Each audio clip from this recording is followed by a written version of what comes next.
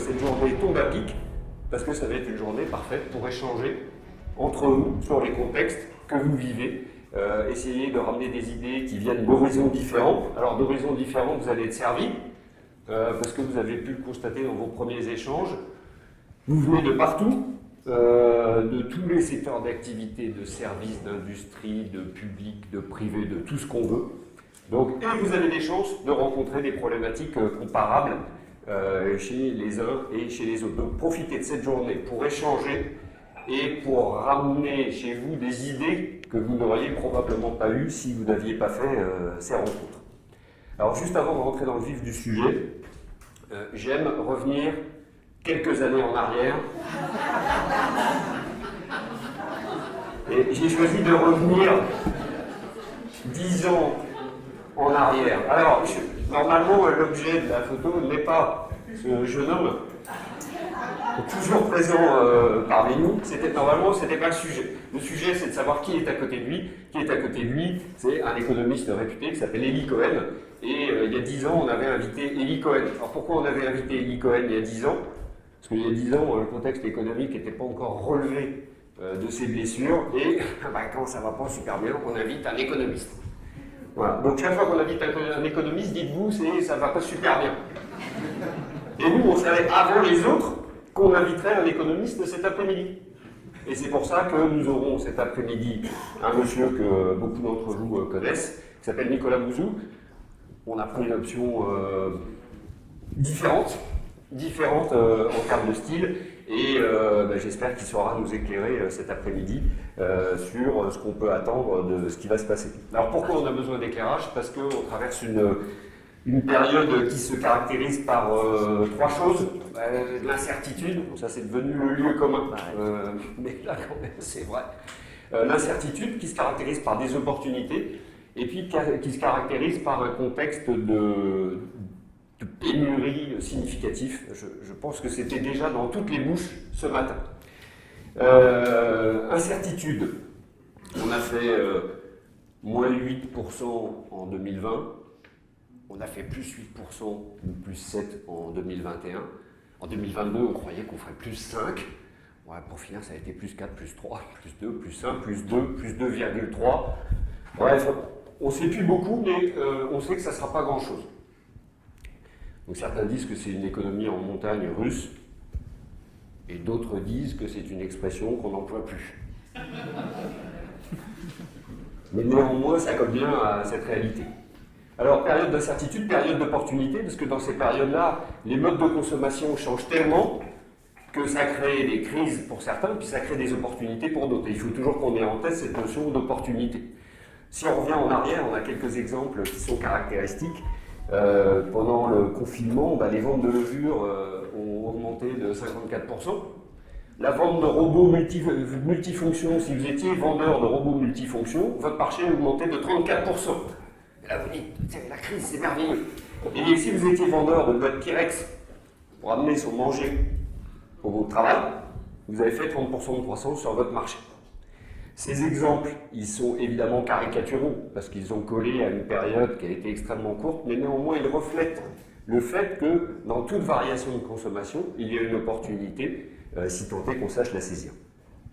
Alors, incertitude, opportunité, et puis évidemment, ça c'est le genre d'image qu'on va voir partout à partir de maintenant, c'est l'image de pénurie. Petit jeu, ce sera le seul de la journée. Ceux qui ont des problèmes d'approvisionnement, levez la main. Je ne pensais pas que ça irait aussi vite. Alors gardez la main levée. Ceux qui ont des problèmes d'augmentation des coûts matière et énergie, levez la main. Ceux qui ont des problèmes de recrutement, levez la jambe droite. Mais si, il faut continuer, ouais. Et ceux qui ont parmi leurs équipes un collaborateur qui est parti comme naturopathe, masseur, chef de pressing, et chocolatier, levez-vous. Je vous laisse tranquille. Donc, effectivement, on est dans une période de tension majeure, tout le monde le sait. Quelques chiffres qui sortent quand même sur les dégâts que ça provoque.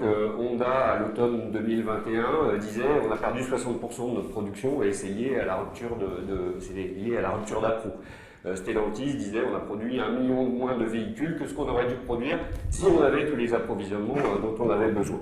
Donc rupture sur la matière et puis augmentation évidemment forte des coûts de l'énergie.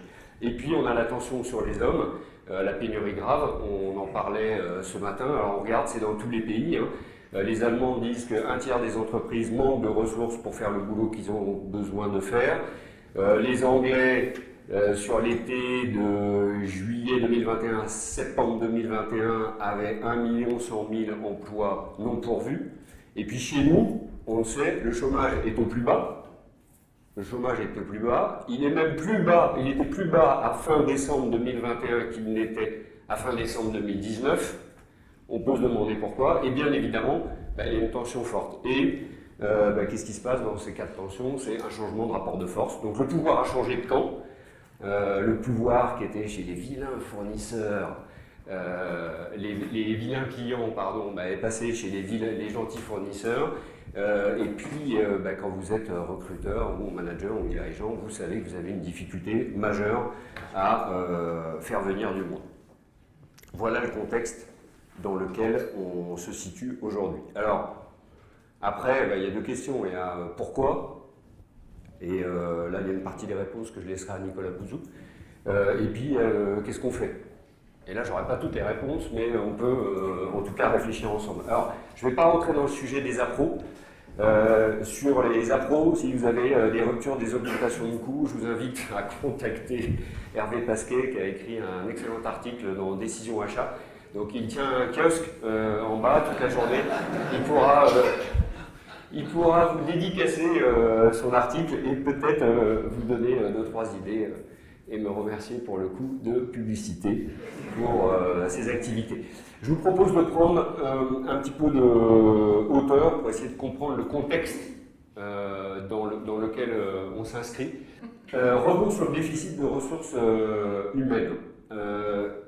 Entre T1 2021 et T1 2022, le nombre d'offres d'emploi a augmenté de 56%.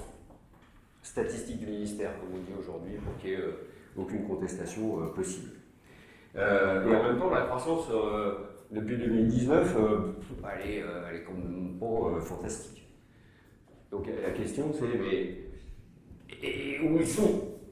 Où sont nos collaborateurs qui sont ni au chômage, ni chez nous, ni dans la croissance? Quelques photos d'illustration pour comprendre ce qui se passe. Alors je ne sais pas si certains d'entre vous ont vu ces photos. Ces photos, ce sont des photos d'étudiants chinois qui font ce qu'on appelle un tangping, c'est-à-dire ils se couchent et ils dorment, et c'est une façon de manifester leur opposition au productivisme à la chinoise.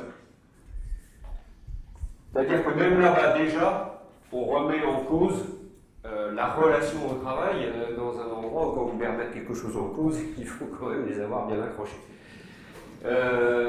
Vous avez tous entendu parler de la grande démission aux États-Unis. La grande démission, c'est 48 millions d'Américains en 2021 qui ont décidé de quitter leur emploi. Et ça n'était pas qu'une passade, puisqu'en 2022, ça continue à peu près sur le même rythme, à 4,5%, 4,5 millions de salariés américains qui quittent leur emploi. Suite au Covid, a priori, et aux conséquences de la pandémie, ils ont décidé de revoir un peu leurs priorités dans leur vie et ils ont décidé de faire autre chose. Alors en France, on a eu un peu de démission. Qui n'a pas eu de démission? Levez la main.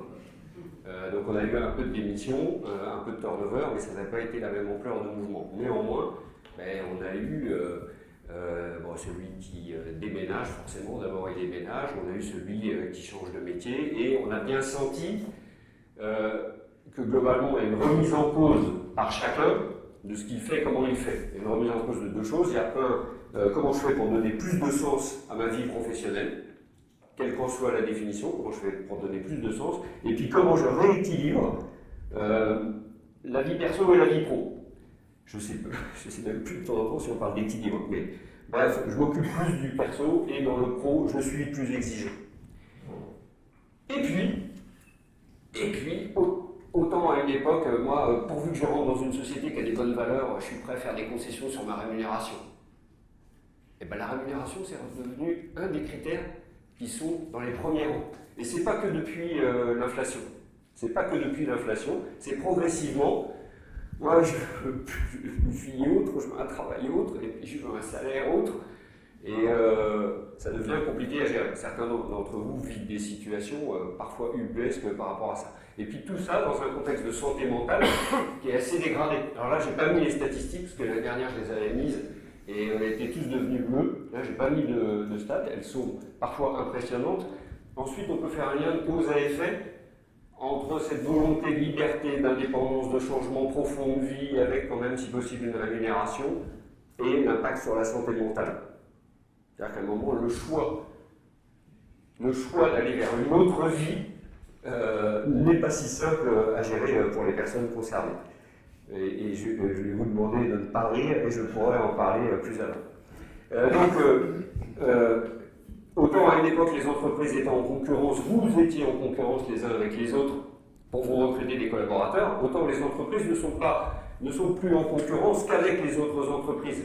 Elles sont en concurrence avec toute autre forme de travail que le collaborateur pourrait imaginer, toute autre forme de vie professionnelle qu'il pourrait imaginer. Les Américains,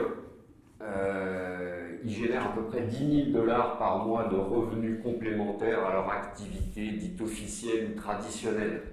Ils font de la location de biens immobiliers, ils font des articles de blog, ils font de la photographie, ils font du développement informatique, freelance, ils font tout freelance, free. 10 000 $.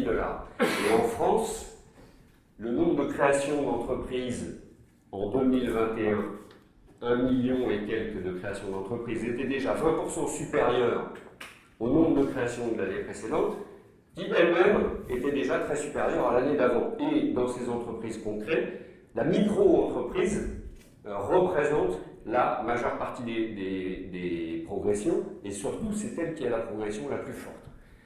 Donc, un des concurrents de l'entreprise traditionnelle, c'est cette fameuse micro-entreprise dans laquelle le collaborateur se dit « je vais avoir toute la liberté, l'autonomie, l'indépendance dont j'ai rêvé quand j'ai réfléchi au sens de ma vie ».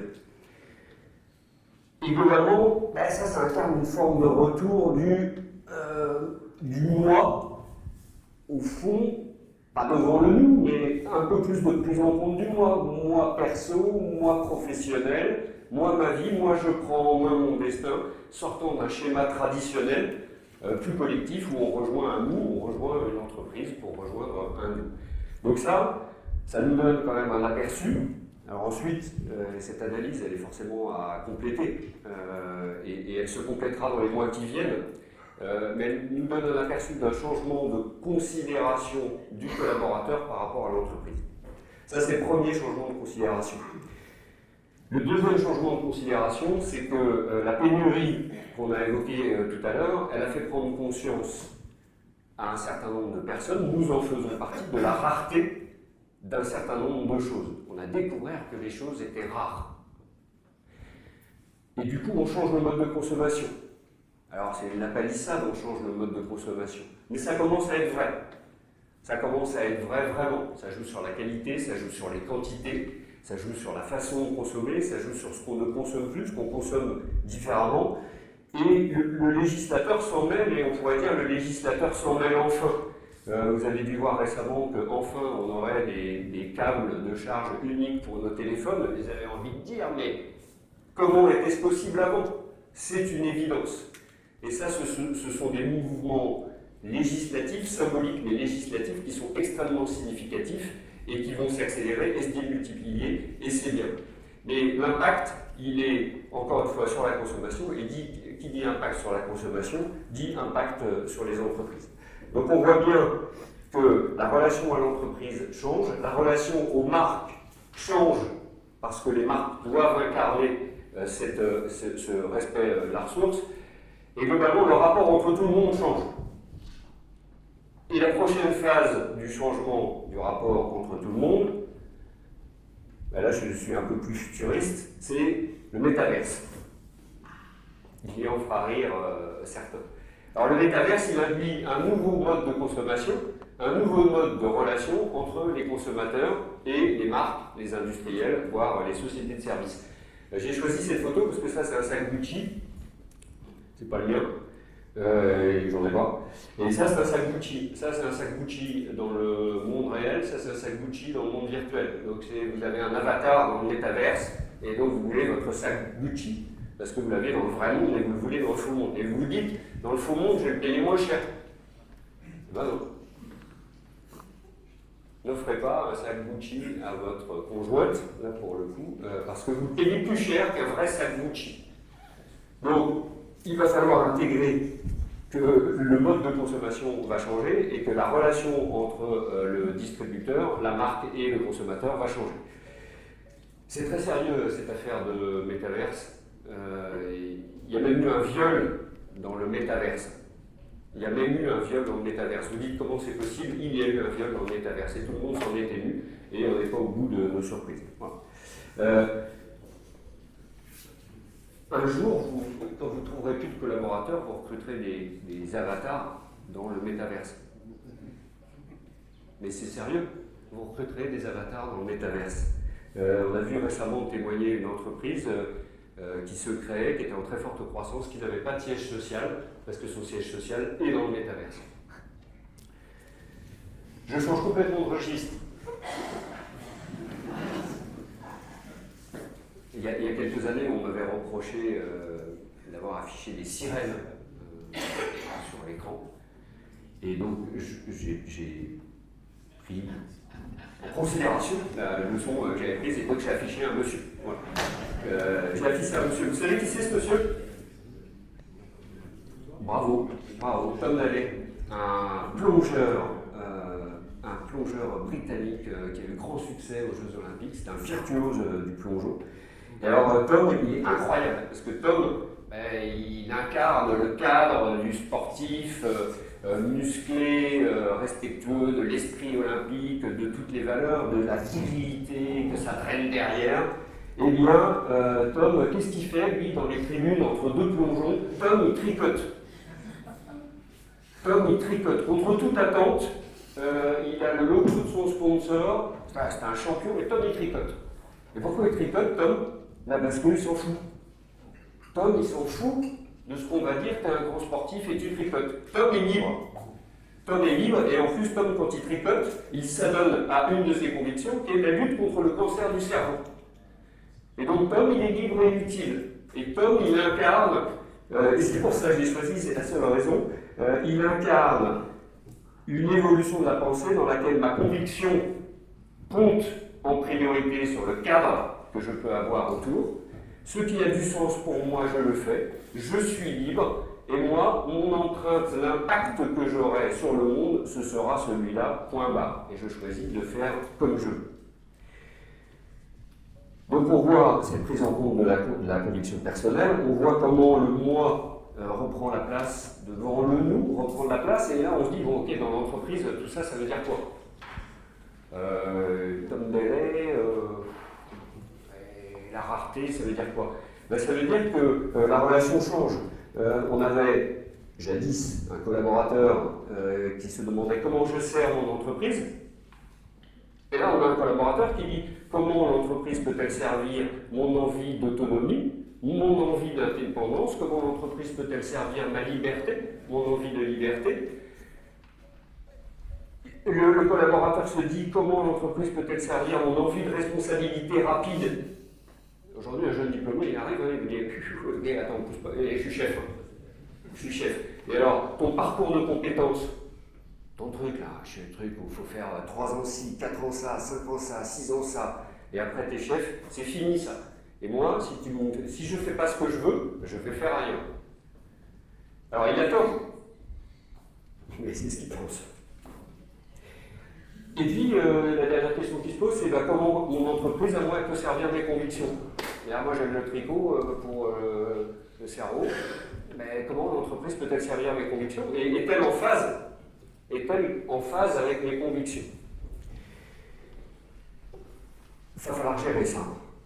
C'est un tournant dans lequel le rôle de l'entreprise traditionnelle, le comportement de l'entreprise traditionnelle, la mission de l'entreprise traditionnelle par rapport à ses collaborateurs va devoir changer. Et nous, on va avoir ça à gérer. C'est super intéressant et on va s'y atteler. Alors, si on commence à traduire ça en orientation pour ce qu'on a à faire aujourd'hui, moi je vous propose de synthétiser ça en 3 défis.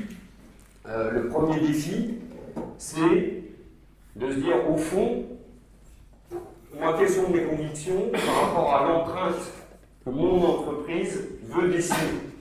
Alors quand on se pose la question de l'empreinte, on se pose la question de la fameuse raison d'être. Quelle est ma raison d'être? Qui n'est pas la mission, qui n'est pas la vision, qui n'est pas les valeurs, puisque la raison d'être, c'est l'impact qu'a l'entreprise sur le reste du monde.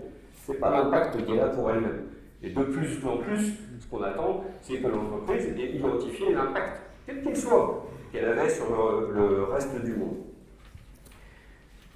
Quand on interroge les jeunes diplômés, c'est intéressant parce que dans des enquêtes massives qui ont été faites, il y en a près de la moitié, 45% qui disent « Ah, mais monter une entreprise, ça m'intéresse ». Vous m'en disiez ça il y a 10 ans, c'était pas du tout le schéma. Et parmi ces gens-là, il y en a 84% qui disent « Monter une entreprise aujourd'hui correspond à un engagement social ». C'est-à-dire qu'on entreprend pas pour être entrepreneur, on entreprend parce que ça correspond à un engagement social. Je vais vous montrer une photo d'une dame, c'est moins facile que Tom Daley, même si vous étiez le seul à répondre.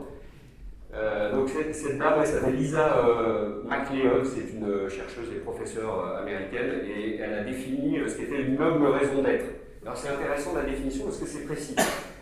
Dans l'approche de la noble raison d'être, toute entreprise a un impératif économique, elle a un impératif de profit, mais ce profit est le résultat d'une stratégie fructueuse ancrée dans la raison d'être.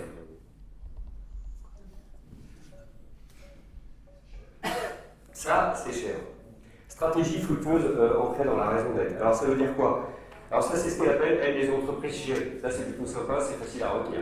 Les entreprises chéries. Et effectivement, il y a plein d'exemples d'entreprises qui ont une telle raison d'être qu'elles sont puissantes et qu'elles ont fait une croissance extraordinaire. Alors, vous avez plein d'exemples très connus, Yuka, etc. Alors ça ne fait pas encore des volumes extraordinaires, mais par leur raison d'être, ils ont une stratégie qui va être fructueuse. Ensuite, il y a ceux qui avaient une stratégie fructueuse ancrée dans la raison d'être au départ, et puis qui ont changé un peu par rapport à la raison d'être. Donc Volkswagen, c'était la voiture du peuple. 1933, on va donner une voiture à tout le monde parce que les gens n'ont pas le moyen de s'acheter une voiture. Donc Volkswagen, la voiture du peuple, ils ont monté. Puis à un moment, la voiture du peuple, ils ont trafiqué un peu les résultats sur leurs émissions. Ils étaient un peu loin de la voiture du peuple et en fait, ils n'ont plus du tout l'avenir que leur promettait leur raison d'être. Donc la raison d'être, c'est vachement bien. Il ne faut juste pas trop s'en éloigner. Mais cet exemple est intéressant parce qu'il montre le retour de bâton possible. Alors, vous direz, bon, ok, tout ça c'est sympa, la raison d'être, le sens, l'empreinte, mais moi j'ai un business à faire. J'ai un business à faire et j'ai du profit à faire. Alors cette stratégie fructueuse ancrée dans la raison d'être, ça consiste en quoi? Ça fait longtemps que j'avais envie de vous parler de Luc. Donc Luc, vous ne le connaissez pas forcément. Luc est mannequin chez Mars Petker, c'est Claudia Schiffer de Mars Petker. Alors Mars Petker, vous le connaissez, c'est 75 ans de bouffe pour animaux. C'est con, mais Mars Petker, c'est ça à peu près, hein, pour ceux qui s'en rappellent. Donc c'est Royal Canin, c'est le mariage entre Ennio Morricone et un berger allemand. Ça date d'il y a quelques années. Le mariage triste. C'est le mariage entre Jean-Paul Belmondo et Robert Hossein, c'est la musique du professionnel. Bref, Mars Petker, pour vous, c'est ça. Eh bien, pour Mars Petker, c'est pas ça. Mars Petker, la raison d'être, c'est un monde meilleur pour les animaux. Déjà, ça prend plus d'ampleur, un monde meilleur pour les animaux. Et Mars Petker, en s'entrant sur leur raison d'être, ils se sont dit à un bon moment, il y a une dizaine d'années, pourquoi pour faire un monde meilleur pour les animaux, on ferait que des aliments pour les animaux. Donc ils ont commencé à développer des services de santé, des cliniques pour les animaux, pour en arriver à Luc, qui porte aujourd'hui un Fitbit pour chien, qui connaît une croissance absolument exceptionnelle. Alors, l'exemple de Luc, il est risible, mais il incarne le comment, la raison d'être, la grandeur, l'envergure qu'on donne à la raison d'être, peut donner des orientations stratégiques, Et on peut parler ici de stratégie fructueuse, mais tout en restant dans le sens de ce à quoi on sert. Et on n'a pas besoin de sauver le monde et de sauver la planète pour avoir une noble raison d'être. Parce que j'entends souvent cette assimilation, ouais, mais toi tu fais quoi pour la planète? Mais c'est pas le sujet. Il y a d'autres façons d'avoir une raison d'être qui contribuent sur le monde. Donc, imaginer l'empreinte, c'est pas forcément renoncer à la stratégie et au business. Imaginer l'empreinte, c'est se mettre dans une réflexion de stratégie fructueuse. Et c'est pas cosmétique, c'est stratégique. Donc ça, c'est le premier défi. Le deuxième, c'est, on a parlé beaucoup tout à l'heure du moi. Bon, quand on dessine l'empreinte de l'entreprise, on n'est pas trop dans le moi, on est dans le nous. Et quand certains arrivent au travail, vous arrivez à l'usine, votre machine ne marche pas, la raison d'être, vous en avez que fiche. Mettre les petits pas dans les grands.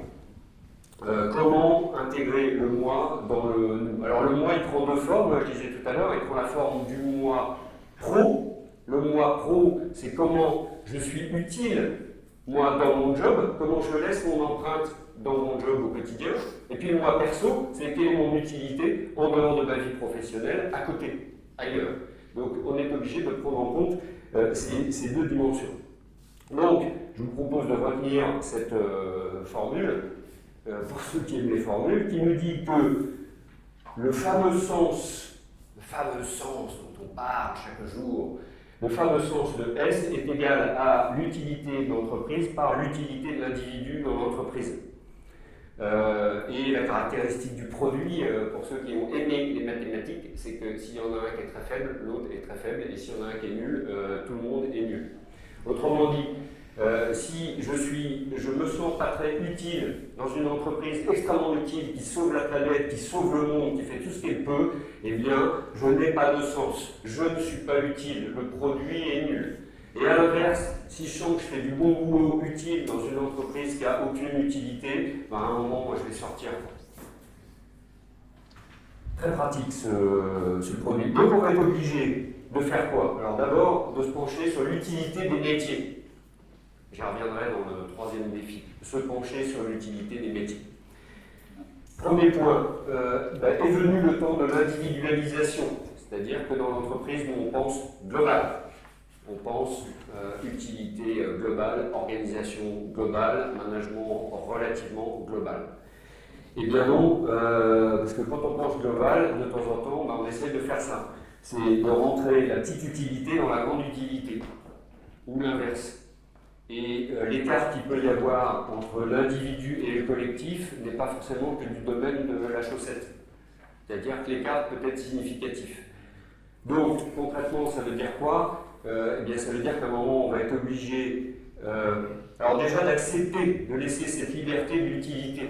C'est-à-dire que c'est pas à moi de te dire si toi tu te sens utile. C'est à toi de me dire si tu te sens utile. Et c'est à toi de me dire ce qui est utile pour toi. Et ce qui est utile pour un individu à un instant T ne sera pas la même chose dans 10 ans. Ce qui est utile à un instant T pour un individu n'est pas forcément ce qui est utile pour l'autre. Et quand on arrive là-dedans, on rentre dans une forme de marketing de l'utilité. C'est-à-dire qu'on est obligé de définir un maximum d'utilités différentes. Et à un moment, on a envie de faire des catégories et on ne peut pas avoir autant de références qu'il y a d'individus. Et toute la difficulté sera de trouver cet équilibre entre la globalisation et l'individualisation. Mais ce qui est sûr également, c'est que la première chose, c'est d'écouter les envies les plus folles, les souhaits. Écoutez, pourquoi toi tu veux racheter un pressing? Moi, ça m'intéresse. Qu'est-ce qui fait au plus profond de toi que ça te fait envie? Là, on est obligé d'écouter. Alors, les gens qui pensent bien, qui disent que c'est prendre des choses par le wish et non prendre des choses par le skill. Et là, c'est cher.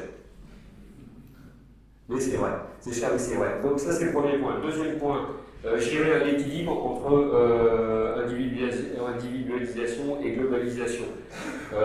L'organisation horizontale, la vision horizontale, où tout le monde peut laisser son empreinte, c'est vachement bien. Mais c'est le chaos. C'est le chaos. C'est le chaos, c'est la fin.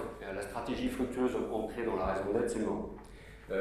Donc ça ne marche que si les principes directeurs sont forts et si le leadership est fort. D'ailleurs, certains disent que la définition du leadership, c'est de faire converger les intérêts individuels avec les intérêts collectifs. Et ça va être la vraie question de trouver cet équilibre où on écoute, mais en ayant un cadre extrêmement fort. Et puis, troisième point, avec le moi et le nous, va se poser la question du collectif. Google, je crois récemment, Microsoft l'a expérimenté, il a dit tout le monde revient au travail, et je dis non, on revient pas. Google, tous ces GAFA, etc., dont on disait qu'ils ont des modes de management fantastiques, c'est génial, les gens se les arrachent. Voilà, je dis non, ça ne va pas tout truc. Donc, repromouvoir les avantages du collectif, c'est une nécessité et ça va être difficile. On va être obligé de remarquer en quoi c'est mieux ensemble, en quoi ça génère de la créativité, de l'épanouissement, du plaisir, de l'innovation, et en quoi c'est beaucoup mieux que toi tout seul chez toi. Et ça va être technique, on va y revenir. Le dernier point, c'est ce fameux troisième défi. Troisième défi, c'est garder un pied dans le terrain. Parce que tout ça, c'est vachement bien. La noble raison d'être, la stratégie fructueuse, le nous, la vision d'hélicoptère à Central Park, c'est vachement bien. Mais le collaborateur, quand il arrive le matin, est-ce que ma machine marche? Est-ce que mon PC il marche? Alors j'entends dans quelques tables bien pensantes, nous on fidélise le collaborateur parce qu'on a un projet. Un projet. Et le collaborateur il reste chez nous pour le projet. Le projet c'est vachement bien, mais moi quand mon PC ne marche pas, le projet je m'en fous. Moi quand je reviens de la fête de lancement du projet d'entreprise où il y avait un DJ, des paillettes, soirée disco, et que le lendemain matin, le chef de ligne ne dit pas bonjour, le projet, je m'en fous. Quand j'ai bossé jusqu'à 4h du matin sur un dossier et que je découvre 3 mois après que personne ne l'a lu et donc personne ne reconnaît mon travail, je m'en fous. Projet, c'est sympa, mais il y a moi aussi. Il y a moi avec mon utilité. Donc, une des priorités va être de travailler sur les conditions d'exercice quotidiennes. À quoi sert mon job? Est-ce que les conditions sont rassemblées pour le faire? Est-ce qu'on m'a donné les compétences? Est-ce qu'on me reconnaît? Est-ce que je travaille dans une organisation qui fonctionne? Est-ce qu'on me donne les moyens d'être utile et d'avoir mon petit U? Et ça, c'est du terrain du quotidien. C'est pas de la stratégie, c'est du terrain du quotidien. Mais il faut garder un pied sur le terrain. Et puis, nous, on va avoir un travail qui est ce fameux travail sur le collectif. Aujourd'hui, travailler en collectif, c'est chaud, c'était déjà compliqué, mais travailler en collectif, alors vous en avez un qui est à Kuala Lumpur, ou je ne sais pas où, parce qu'il a décidé d'aller s'installer là-bas, vous en avez un qui vient que 2 jours par semaine au bureau, c'est pas les mêmes jours que l'autre, vous en avez un qui est à temps partiel, vous dites, ok, comment je crée une équipe et un esprit d'équipe avec tout ça. Et ce sont des chantiers sur lesquels on est obligé de se pencher, rapidement.